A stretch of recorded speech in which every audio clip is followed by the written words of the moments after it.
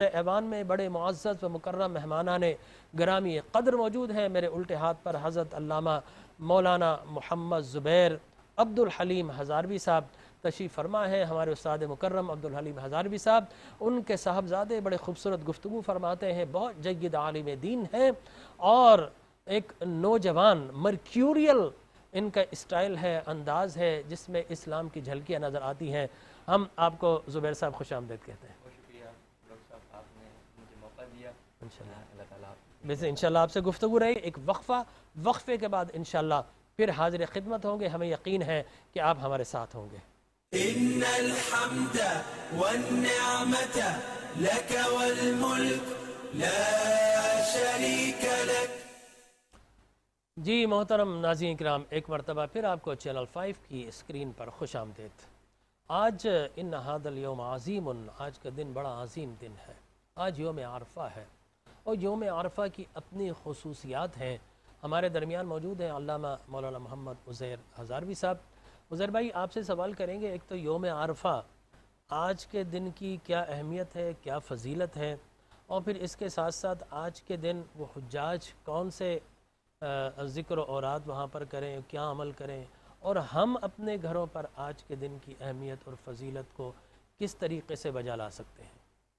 اعوذ باللہ من الشیطان الرجیم، بسم اللہ الرحمن الرحیم۔ ڈاکٹر صاحب، پہلے تو بہت شکریہ یہ خوبصورت ٹرانسمیشن سے جانے کا، اور جو ابتدائی آپ نے انٹرو دیا، بہت جاندار اور بہت خوبصورت الفاظ کا چناؤ اور بہت خوبصورت پیغامات کے ساتھ، اللہ تعالیٰ اس کی آپ کو بہترین جزا عطا فرمائے۔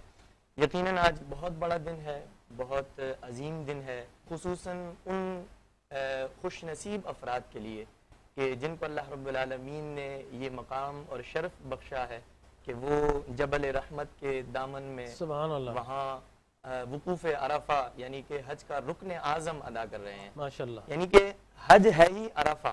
بے شک، حضور نبی کریم صلی اللہ علیہ وسلم نے فرمایا الحج عرفہ، یعنی کہ حج ہے ہی عرفہ۔ بے شک، یعنی آج زوال کے وقت کے بعد سے لے کر غروب آفتاب تک ایک لمحے کے لیے بھی کوئی عرفہ کے میدان میں پہنچ گیا سبحان اللہ، تو وہ حاجی ہو گیا، کیا بات ہے۔ اور وہ اللہ رب العالمین کی بارگاہ میں، یعنی کہ نبی کریم صلی اللہ علیہ وسلم کی حدیث مبارکہ کی روشنی میں ایسا ہے کہ جیسے آج ہی اپنی ماں کے بطن مبارک سے آیا ہے، واہ واہ، یعنی بے اپنے شک، اس کی ماں نے اسے جنم دیا ہے۔ تو خوبصورت دن ہے اور برکت والا دن ہے۔ اور آج آپ دیکھیں، جس طرح آپ انٹرو میں بھی کہہ رہے تھے کہ ایک لباس، ایک آواز، ایک ترانہ، لبیک اللہم سبحان لبیک، اللہ، اور کیفیات مختلف ہیں، جی ہاں، کیفیات مختلف ہیں۔ وہاں جو اس وقت عرفہ کے میدان میں وقوف کر رہے ہیں، ہر شخص اپنے رب کو راضی کرنے میں بے مشغول شک، ہے۔ بے شک، ہر شخص کا موٹیو اور ہر شخص کی منزل یہ ہے کہ آج میرا رب مجھ سے راضی ہو جائے، سبحان اور اللہ، یہی وہ منظر ہے کہ جو اللہ رب العالمین نے سورہ بقرہ میں انسان کی تخلیق کے اعتبار سے، حضرت آدم کی پیدائش کے اعتبار سے جو ملائکہ کے سامنے پیش کیا تھا جی جی، کہ، اور ملائکہ نے یعنی کہ یوں سمجھے عرض کی تھی کہ قالوا اتجعل فیہا من یفسد فیہا ویسفک الدماء، کہ یہ فساد کریں گے اور یہ خون بہائیں گے۔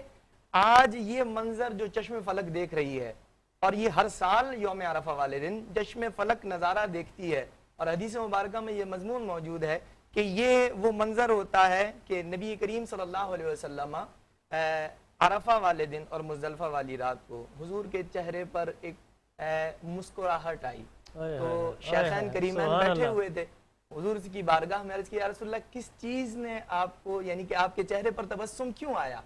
تو حضور نبی کریم صلی اللہ علیہ وسلم نے فرمایا آج وہ دن ہے کہ سال کے 365 دنوں میں شیطان اتنا ذلیل نہیں ہوتا، اتنا رسوا نہیں ہوتا، اتنا خوار نہیں ہوتا جتنا آج یوم عرفہ والے دن۔ اور میں نے دیکھا کہ شیطان یہاں سے جب یہ منظر دیکھ رہا تھا تو اپنے سر پر مٹی ڈال رہا تھا کہ وہ جو حضرت آدم کے سامنے اس نے چیلنج کیا تھا کہ میں ان کو بہکاؤں گا، میں ان کو تیری راہ سے جدا کروں گا، تیری راہ سے ہٹاؤں گا، صراط مستقیم سے ہٹاؤں گا، اور اللہ رب العالمین نے اسے مہلت دی کہ جا تو اپنا کام کر، لیکن یہ جب میرے بندے تیرے راستے پر چلنے کے باوجود جب میری بارگاہ میں آئیں گے تو میری رحمت انہیں اپنے آغوش میں لے گی۔ اور آج ہر شخص کی مغفرت پروردگار عالم کر رہا ہوتا ہے۔ تو وہ جب بڑے بڑے گناہ بخشے جا رہے ہوتے ہیں نا تو شیطان وہ منظر دیکھ کر رو رہا ہوتا ہے کہ جناب آج فلاں بھی بخشا گیا، فلاں بھی بخشا گیا، فلاں بھی بخشا گیا. حضور نے فرمایا سب سے زیادہ رسوا آج کے دن وہ شیطان ہوتا ہے. اور اللہ رب العالمین اور عرفہ والے دن وقوف عرفہ کے دوران نبی کریم صلی اللہ علیہ وسلم کے چہرہ مبارک پر تھوڑی دیر کے لیے پریشانی کے آثار بھی آئے. صحابہ نے پھر عرض گزار ہوئے یا رسول اللہ یہ پریشانی کے آثار کیوں ہیں؟ کوئی چیز کی حاجت ہے، کوئی مسئلہ ہے، ہم پورا کر دیں. حضور نے فرمایا، حضور خاموش رہے، اور وہ جو پریشانی کا عالم وہ اختتام پذیر ہوا مزدلفہ کی رات میں. سبحان اللہ. مزدلفہ کی رات میں حضور کے چہرے پر پریشانی تھی، اور پھر اچانک جب مسکراہٹ آئی پھر صحابہ اکرام عرض گزار ہوئے یا رسول اللہ اب کس چیز نے آپ کو جو ہے وہ آپ کے چہرے پر تبسم آیا؟ حضور نے فرمایا اللہ رب العالمین نے عرفہ یعنی کہ 9 ذی الحجہ کو وقوف عرفہ کے دوران میں نے رب تعالیٰ سے دعا کی، اے اللہ میری امت کی بخشش فرما دے. تو اللہ نے فرمایا بخش دوں گا سوائے ظالم کے. ظالم کی بخشش نہیں ہوگی، یعنی کہ جو حقوق العباد میں کہیں نہ کہیں کوتاہی کرتا ہے. حضور نے فرمایا رب تعالیٰ نے فرمایا کہ اس کی بخشش نہیں ہوگی. حضور نے فرمایا اے پروردگار میرے امت کے ظالم کو بھی بخش دے، مظلوم کو بھی تو رحمت للعالمین ہی ہے، وما ارسلناک الا رحمت للعالمین، تو مظلوم کی بھی دادرسی کر اور ظالم کو بھی بخش دے. تو مزدلفہ والی رات میں حضور نے فرمایا جبریل ابھی آئے اور کہا یا رسول اللہ آپ کی دعا کی قبولیت ہو گئی اور آپ کی امت کے ظالم کو بھی بخش دیا گیا. اچھا ایک لمحے کے لیے رک کر جو ظالم کو بخش دیا گیا، اس سے مراد میرے خیال میں یہ ہوگا کہ کل قیامت میں اللہ تبارک و تعالی مظلوم کا سر فخر سے بلند کر دے گا، اور ظالم کی بخشش تو ہو جائے گی، لیکن وہ جس طرح آج ظالم ہوتا ہے نا طاقتور، وہ غلام بناتا ہے، تو کل جنت میں شاید وہ جائے، رسول اللہ کی دعا ہے، لیکن وہ میرے خیال میں وہ جہاں کے غلامی کی صورت اختیار کرے گا اور مظلوم جو اس کا آقا بنے گا. اچھا اس میں ایک وضاحت ضروری ہے کہ یہ جو ظالم کی بخشش ہے نا، ظالم کی بخشش سے مراد یہ نہیں ہے کہ انسان بالکل بری الذمہ ہو جائے. مثال کے طور پر کسی کا پیسہ غبن کیا ہے تو حج سے واپس آ کر اس کی بخشش بے شک ہو جائے گی، لیکن وہ پیسہ واپس دینا پڑے گا اور مظلوم کی داد رسی. اچھا اس پہ انشاءاللہ بات کریں گے، خطبہ حج شروع ہو گیا ہے تو انشاءاللہ سنتے ہیں. اور زبیر صاحب میں آپ کی عزیر بھائی میں آپ کی طرف آتا ہوں. اصل میں زبیر اور عزیر دونوں بھائی ہیں تو ان کے بڑے بھائی کا کبھی نام آ جاتا ہے، لیکن یہ عزیر ہے. علامہ عزیر. میں آپ سے یہ سوال کروں گا، خطبہ حج میں بہت اچھی خوبصورت باتیں کی گئی، ٹھیک ہے نا، اور ارکان اسلام کی بھی بات کی گئی، اور پھر اس کے ارکان اسلام کے سارے چیزوں کو تھوڑا تھوڑا کر کے بیان کیا گیا، اور پھر حدیث احسان کا بھی ذکر کیا گیا، اس کی طرف بھی اشارہ کیا گیا. اور میں آپ سے یہ سوال کرنا چاہتا ہوں، میرے خیال میں آج کے دور میں دیکھیں ماضی کے اندر ہوتا تھا کہ حج باقاعدہ ایک دا وے آف دا کمیونیکیشن ہوتا تھا. دنیا اطراف و اکناف کے علماء فضلاء اپنی اپنی تحقیقات اپنے اپنے مقالے لا کر آتے تھے، ڈیبیٹ ہوتی تھی، اور کسی ایک نقطے پر آ کر یکجا ہو جاتے تھے.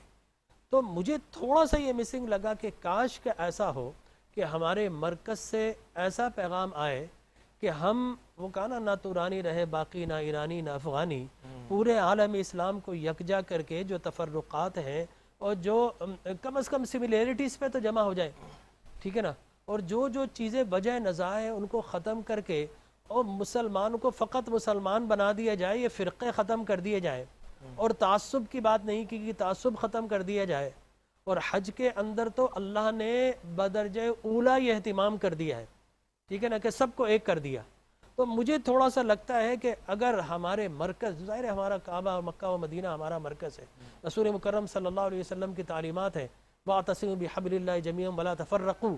تو آج یہ فرقوں کو ختم کرنے کے لیے اگر سارے علماء کرام کو حج پر بلا کر بٹھا دیا جائے، اور باقاعدہ یہ جتنے بھی فرقے میں نام نہیں لوں گا ان سب کو ختم کرنے کے لیے سارے علماء کرام کو ایک کانسنسس دے دیا جائے، ایک اجماع پر جمع کر لیا جائے، تو میں سمجھتا ہوں حج کی جو روح ہے وہ ہمیں حاصل ہو جائے گی. کیا فرمائیں گے آپ؟ جی بالکل ڈاکٹر صاحب سے بجا آپ نے فرمایا کہ یہ کمی ضرور نظر آئی، کیونکہ حج تو ہے ہی اجتماعیت کا نام. جس طرح آپ نے انٹرو میں کہہ رہے تھے کہ جماعت سے نماز پڑھنا ایک علاقائی اجتماع ہوتا ہے، پھر آپ جب عید کا اجتماع کرتے ہیں تو شہری اجتماع ہوتا ہے، اسی طرح حج کا اجتماع وہ پوری روئے زمین پر جہاں کہیں مسلمان بستے ہیں آج بھی ایک محتاط اندازے کے مطابق 30 سے 35 لاکھ افراد جو ہے وہ ایک پورا مسلمانوں کا نمائندہ اجتماع وہاں موجود تھا. وہاں عقیدے کی بات کی گئی، عقائد جو اسلام کے پرنسپلز ہیں، بنیادی عقائد. وہاں کردار کی بات کی گئی، کردار سے یعنی معاملات کے حوالے سے کہ عہد کو پورا کیا جائے، والدین کی فرما برداری کی جائے.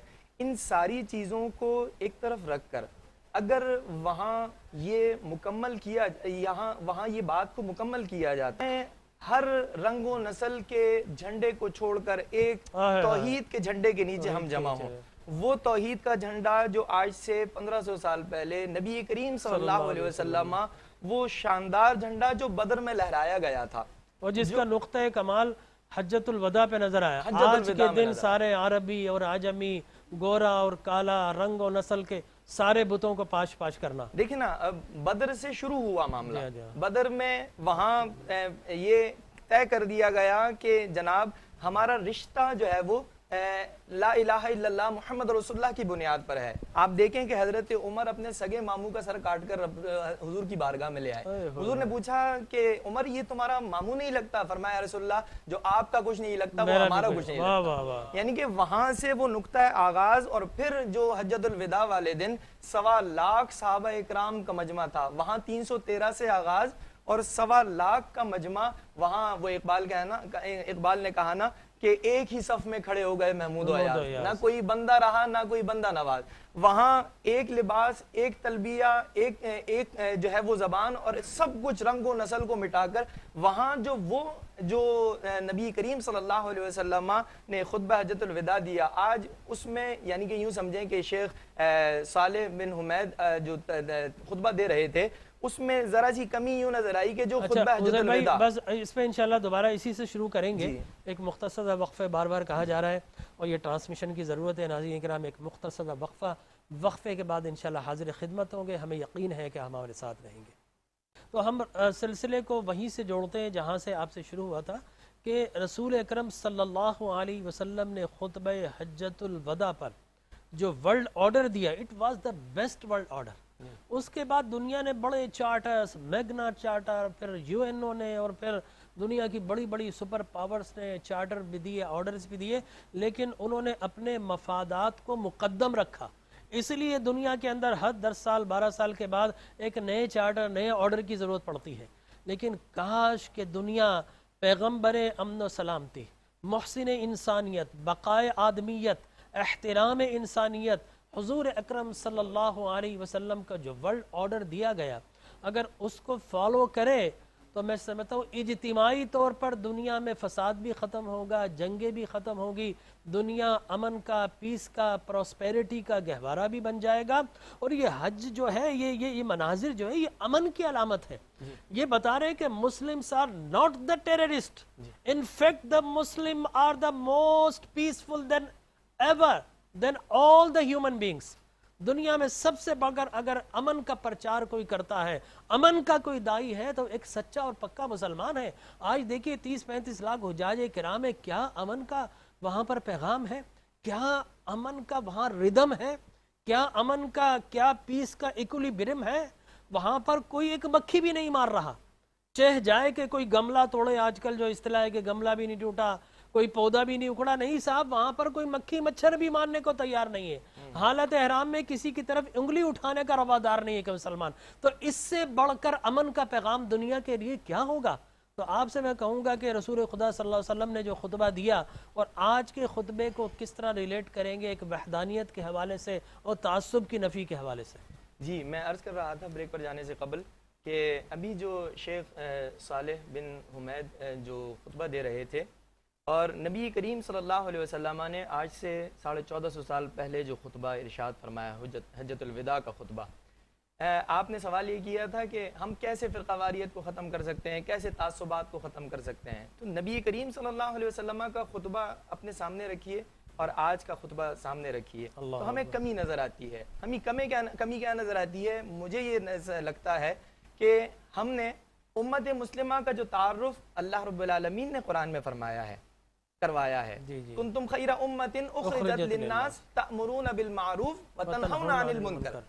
نیکی کی دعوت دینا بہت آسان ہے بے شک اور بہت اچھے، آج بھی عقائد کی بات کی گئی، اخلاقیات کی بات کی گئی، سب چیزوں کی بات کی گئی، لیکن آپ دیکھیں ساری نیکیوں کی بات، برائی کو برا کہنا یا غلط کو باطل کو غلط کہنا یہ بہت مشکل کام ہے، اور آج یہی امت مسلمہ میں ہمیں کمی نظر آ رہی ہے۔ نبی کریم صلی اللہ علیہ وسلم کا خطبہ آپ اٹھا کر دیکھیے تو وہاں آپ کو ملے گا کہ جناب گورے کو کالے پر اور کالے کو گورے پر کوئی فوقیت نہیں ہے۔ وہاں تعصبات تھے، عرب قبائل میں جہالت کے دور میں تعصبات تھے، غلام اور آقا کا تعصب تھا، فرق تھا، اس سب کو ختم کیا گیا۔ نبی کریم صلی اللہ علیہ وسلم نے فرمایا کہ سود کو آج کے بعد میں حرام کرتا ہوں، آج کے بعد تم صرف اپنی ذاتی جو تمہاری ملکیت ہے صرف اس کے مالک ہو۔ خواتین کے حوالے سے پیغام دیا گیا کہ تمہیں میں تاکید کرتا ہوں کہ جناب خواتین سے حسن سلوک کرو، پڑوسیوں کو حقوق دو، اور آخر میں ایک جملہ نبی کریم صلی اللہ علیہ وسلم نے،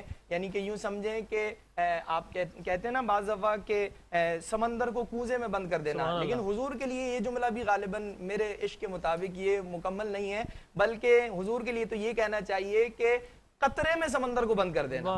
کوزہ بھی بڑی چیز ہوتی ہے، بلکہ ایک لفظ معنی کے سمندر سمو دیا کرتے تھے۔ سمو دیے۔ حضور نے فرمایا کہ آج جاہلیت کے تمام رسم و رواج میرے قدموں کے نیچے ہیں، رون دیا میں نے سب کو، یعنی آج کے بعد اسلام کا وہ چارٹر جو آج میں عربی دے اور رہا ہوں اجمی کا بھی کوئی کوئی ڈسکریمنیشن فرق نہیں رکھا۔ نبی کریم صلی اللہ علیہ وطنی اور غیر وطنی کا بھی کچھ کوئی نہیں فرق نہیں رکھا۔ ایک مسلمان، ایک کلمہ طیبہ لا الہ الا اللہ محمد رسول اللہ کی بنیاد پر ہر مسلمان ایک درجے کا مسلمان ہے۔ پھر آگے فرق ایک بیان کیا کہ تم آپس میں برتری کی اگر بات کرو گے تو پھر صرف ایک ہے، ان اکرمکم عند اللہ اتقاکم، تم میں سے اگر کوئی برتر یا کوئی عزت والا ہوگا تو وہ ہوگا جو اللہ رب العالمین سے ڈرنے والا ہوگا، جو زیادہ ڈرنے والا ہوگا وہ زیادہ فضیلت والا ہوگا۔ آج ہم دیکھیں مسلمانوں کو خطبہ حجۃ الوداع میں اس طرف توجہ نہیں دی گئی کہ جناب آج ہم مسلمانوں سے برائیوں کو ختم کرنے، اس خطبے میں نہیں دی گئی، جی اس خطبے میں نہیں دی گئی، برائیوں کو ختم کرنے کی بات نہیں کی گئی۔ ہمارا جو کلچر ہے وہ آج مسلمانوں کا کلچر تباہ و برباد ہو گیا۔ ہمارا جو جس قسم کا باہر یورپ کا کلچر اٹھا کر ہمارے درمیان رکھ دیا گیا۔ اقبال نے کہا تھا کہ اپنی ملت پر قیاس اقوام مغرب سے نہ کر، اپنی ملت پر قیاس اقوام خاص ہے ترکیب میں قوم رسول ہاشمی۔ حضور کی قوم اور حضور کا جب کلمہ آپ نے پڑھ لیا تو آپ اب خاص ہو گئے ہیں، اب آپ عام انسانوں کی طرح نہیں ہیں۔ آج ہمیں ضرورت اس امر کی ہے کہ ہمیں نبی کریم صلی اللہ علیہ وسلم کی سیرت پر عمل کر کر یورپ کے فیشن کو چھوڑ کر حضور کی سنت پر عمل کرنا چاہیے۔ کیا خوبصورت ماشاءاللہ انداز تکلم اور بہت اچھی پند و نصائح ہمارے ناظرین ہم سب کے لیے علامہ وزیر صاحب نے پیش فرمائی۔ میں آپ سے یہ سوال کروں گا، دیکھیں حج ہو گیا، اکثر حجاج کرام ایسا ہوتا ہے کہ ان حج کے بعد وہ مدینہ منورہ جاتے ہیں، کچھ ایسے بھی ہیں جو حج سے پہلے چلے جاتے ہیں، لیکن اکثر جو ہے حج کے بعد جاتے ہیں، خاص طور پہ وہ لوگ جو کہ شارٹ ٹینیور یا پیریڈ کے لیے جاتے ہیں، 5 سے 6 دن، وہ پہلے حج کیا، حج کے بعد روزہ رسول پر حاضری دی۔ تو میں یہ آپ سے پوچھنا چاہوں گا کیا ایسا بھی ہو سکتا ہے کہ ہم حج کریں اور واپس پلٹ آئیں اور روزہ رسول پر نہ جائیں؟ اللہ اکبر۔ اس لیے کچھ ایسے بھی ہم نے حضرات دیکھے۔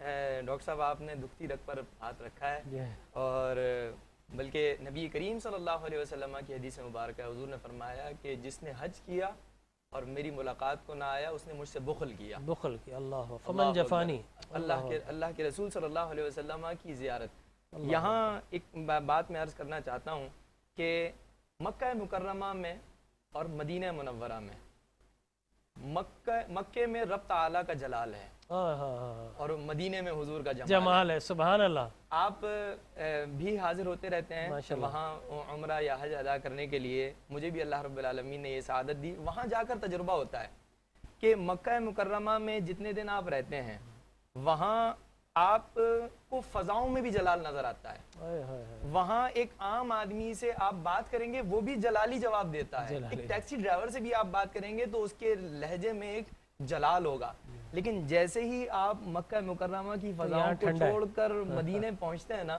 تو وہاں یوں سمجھیں کہ یہ میرا اپنا تجربہ ہے، نہیں سب کا تجربہ ہے، لیکن ایک بات کر رہا ہوں کہ جیسے ہی مدینے کی فضاؤں میں جاتے ہیں نا تو لوگ ایسا لگتا ہے فضائیں بھی بڑی ناز و نخرے سے چلتی ہیں، واہ واہ بڑے امن و سکون کے ساتھ، بڑے آرام کے ساتھ۔ حضور کے جمال نے پورے مدینے کو گھیر رکھا ہے، واہ واہ، سبحان حضور کا جمال ہمیں نظر آتا ہے۔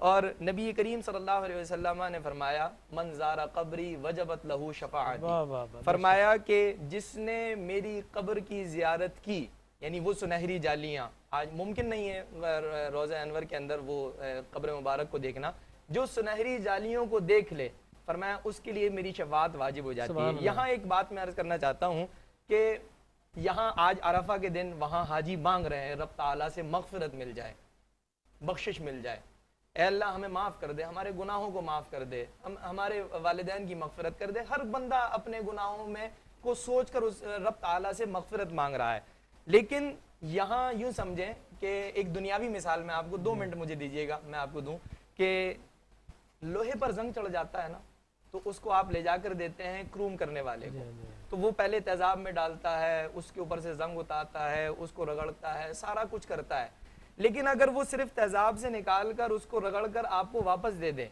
تو جناب ممکن ہے کہ چند دن بعد پھر وہ زنگ آلود ہو جائے گا۔ لیکن وہ زنگ سے بچانے کے لیے وہ زنگ اتارنے کے بعد تیزاب کے ذریعے سے اور ساری چیزوں کے ذریعے سے اس کے بعد اس کے اوپر کوٹنگ کرتا ہے، بے شک کوٹنگ کرتا ہے۔ کوٹنگ اس لوہے کی زندگی کو بڑھا دیتی ہے اور زنگ لگنے سے بچاتی ہے، بغیر کسی تشبیہ و تمثیل کے۔ آج عرفہ کے دن یا جتنے دن حجاج کرام مکے میں رہیں گے، یوں سمجھیں لوہے کے اوپر سے تیزاب کے ذریعے سے زنگ اتارا جا رہا ہے، وہ سارا رگڑا لگایا جا رہا ہے، وہ سارے گناہ دھوئے جا رہے ہیں۔ لیکن اگر وہاں سے واپس پلٹ آئے آپ تو ہو سکتا ہے چند دن بعد پھر زنگ چڑھ جائے، اس کوٹنگ کے لیے آپ کو حضور کے قدموں میں حاضر ہونا پڑے گا۔ غلامی مصطفیٰ کی کوٹنگ اپنے دل پر چڑھا لیجئے، خدا کی قسم آپ گناہوں کی طرف مائل نہیں ہوں گے اور آپ کی زندگی ایک بہترین مسلمان کی زندگی حج سے آپ کو مغفرت ملتی ہے، مدینے میں آئے تو جنت ملتی ہے، جنت ملتی ہے، ریاض الجنت۔ اور حضور نے فرمایا نا کہ من زار قبری بعد وفاتی کانما کمن زارنی فی حیاتی، اللہ اکبر، کہ جس نے میری وفات کے بعد میری قبر کی زیارت کی گویا اس نے زندگی میں میری زیارت کی، ٹھیک ہے نا۔ اور مدینہ منورہ کے صاحب فضائل و مناقب اور محاسن و محامد کا کیا کہنا۔ حضور نے دعا فرمائی اللہ تو نے ابراہیم کو مکہ کو ابراہیم کا حرم بنایا اور مدینہ کو میرا حرم بنایا، جتنی مکہ کو برکتیں میرے مدینے کو اس سے دگنی برکتیں عطا فرما، ٹھیک ہے نا۔ صحیحین کی حدیث مبارک ہے۔ تو اس کا مطلب یہ ہے جب ہم ایک جدول بناتے ہیں فضیلت کا تو کائنات کا اعلیٰ ترین مقام وہ ہے جہاں پر جس میں محمد مصطفیٰ آرام فرما ہے، ٹھیک ہے نا۔ وہ جس کو بھی آپ جس طبقہ فکر کو یہ بات کر لیں، زمین کے وہ ذرے، ابن قیم جوزی کو پڑھ لیں کسی کو، وہ سب سے افضل ہے۔ اس کے بعد جو مقام ہے وہ ظاہر ہے کعبۃ اللہ کا ہے۔ اس کے بعد اگر کوئی مقام ملتا ہے تو آپ کو مسجد حرام کا ملتا ہے، پھر آپ کو مسجد نبوی کا ملتا ہے، پھر مدینہ ہے، پھر مکہ ہے، ٹھیک ہے نا، پھر جو ہے وہ جنت البقیع ہے، پھر جنت المعلی ہے۔ اسی لیے امام اہل سنت نے فرمایا حاجیو آؤ شہنشاہ کا روزہ دیکھو، کعبہ تو دیکھ چکے کعبے کا کعبہ دیکھو۔ اب لوگ جب ہم بات کرتے ہیں لوگ بولتے ہیں کعبہ اللہ کا گھر ہے، یہ نسبت اعزازی ہے۔ اس کا مطلب یہ نہیں کہ اللہ تبارک و تعالیٰ کعبہ میں رہتا ہے، جو کعبے میں آ گیا وہ محدود ہو گیا، اور جو محدود ہو گیا وہ خدا کیسا؟ اللہ نہ زماں میں ہے نہ مکہ، یہ نسبت اعزازی ہے کہ وہ اللہ کے گھر ہونے کی نسبت رکھتا ہے، اور رسول مکرم صلی اللہ علیہ وسلم اللہ کے محبوبیت کی نسبت رکھتے ہیں، ٹھیک ہے نا۔ تو یہ رب کا گھر ہے، وہاں رب کا محبوب ہے، دونوں رب ہی کے مقام ہے۔ وَلَوْ أَنَّهُمْ إِذ ظَّلَمُوا أَنفُسَهُمْ جَاءُوكَ فَاسْتَغْفَرُوا اللَّهَ وَاسْتَغْفَرَ لَهُمُ الرَّسُولُ، لوگوں جانوں پر ظلم کر لیا تو آؤ میرے محبوب کے در پر آؤ، فاستغفر اللہ، اللہ سے معافی مانگو، واستغفر لہم الرسول، اور رسول نے بھی معاف کر دیا تو اللہ تمہاری توبہ بھی قبول فرمائے گا، رحمتیں بھی نچھاور کر دے گا۔ تو ناظرین کرام، یہ حج کی خصوصی نشریات تھی جو ہم نے چینل 5 سے آپ کی خدمت میں پیش کی، اور بے شمار چیزوں پر احاطہ کیا گیا۔ خطبہ حج ہم نے سماعت فرمایا، حج کی فرضیت اور فضیلت پر گفتگو کرنے کا شرف حاصل ہوا، اور اس کے ساتھ ساتھ خطبہ حج پر ہم نے تبصرہ کیا، اور اس خطبے کو ہمیشہ ہی ایک مسلمان خطبہ حجۃ الوداع سے ریلیٹ کرتا ہے کہ وہاں کیا پیغام تھا، آج کیا پیغام ہے، اور ظاہر ہے کہ خطبہ محمد مصطفیٰ پوری کائنات بھی مل جائے تو اتنی جامعیت نہیں رکھ سکتی، لیکن وہ جو پیغام ہے عالمگیر منشور جو دیا گیا ہے، جو پوری انسانیت کا منشور ہے، فقط مسلمانوں کے نہیں، پوری دنیا کا منشور ہے، اگر آج اقوام متحدہ، آج اگر UN ہو، چاہے وہ یونیسیف ہو، چاہے وہ دیگر سلامتی کونسل ہو، سیکیورٹی کونسل ہو، چاہے وہ دیگر دنیا کی تناظیم ہو، دنیا کی کنٹریز ہوں، اگر اس منشور کو اپنا لے تو دنیا سے نہ کساد بیزاری باقی رہے گی، نہ استحصال باقی رہے گا، نہ اپنے اسلحے کو ٹیسٹ کرنے کے لیے انسان کو گنی پگس بنایا جائے گا کہ جن کے اوپر دوائیوں کے ہم ٹیسٹ کرتے ہیں، تو آج اسلحے کے ٹیسٹ کیے جا رہے ہیں، نہ پھر وہاں پر غزہ برپا ہوگا، نہ وہاں پر بوسنیا بنے گا، نہ وہاں پر یمن بنے گا، بلکہ ایک انسان انسان بن کر رہے گا۔ یہی پیغام حج ہے اور یہی پیغام سرور کونین صلی اللہ علیہ وسلم ہے، اور یہی پیغام امن اسلام کا پیغام ہے۔